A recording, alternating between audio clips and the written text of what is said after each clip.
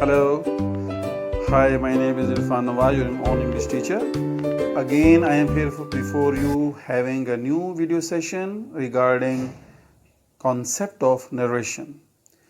Actually, we would like to first of all, we would like to know about the concept of narration. What is the narration is all about?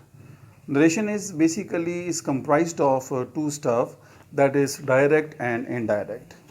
What is direct? Direct actually is a kind of speech in which the same actual words are spoken before another person what he has said, and in the written form it is written in enclosed into the inverted commas, whereas indirect speech it is always transformed and a kind of changes are taken places when we are telling about other stuffs.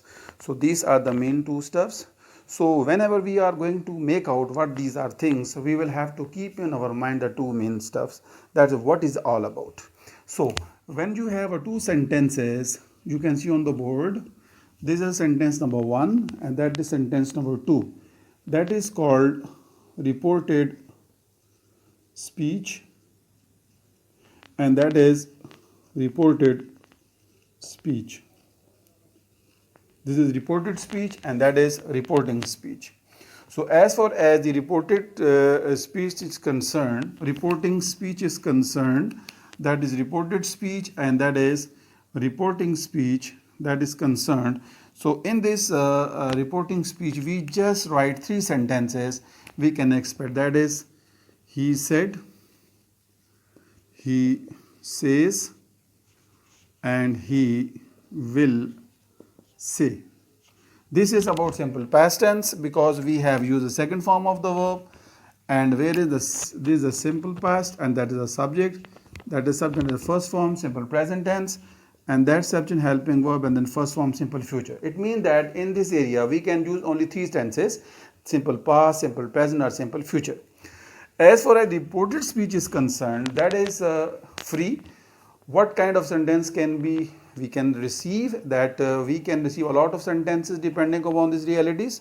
So this is a kind of the history of direct and indirect.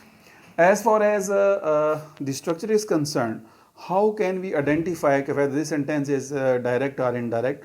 Now look, when I say he says, he said, I am ill. So look at this sentence, a very simple sentence to understand. In this sentence, the first part, that is reporting speech. The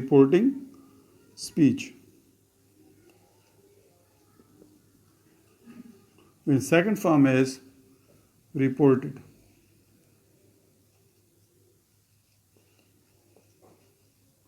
Look at. So whenever you have two sentences and the second part of the sentence are enclosed with the inverted comma, that style is called direct speech. When we convert into indirect, we would be writing like, he said